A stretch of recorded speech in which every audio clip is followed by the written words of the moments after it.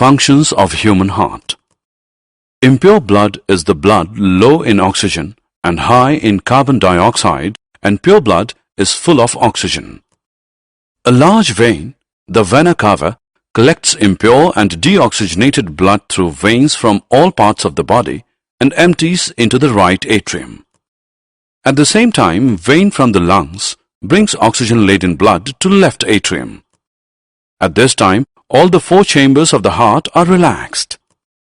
Then the atria contract and impure blood from right atrium enters the right ventricle and purified blood from left atrium enters the left ventricle. Valves within the heart prevent blood from flowing back. Next, the ventricles contract while the atria relax. Blood to be purified is transported to the lungs from right ventricle through two pulmonary arteries. The oxygen-laden blood from the left ventricle gets pumped into a large artery called aorta.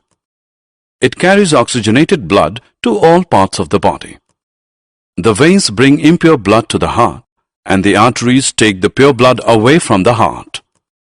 But there are two exceptions. The pulmonary artery carries impure blood, and the pulmonary vein carries pure blood.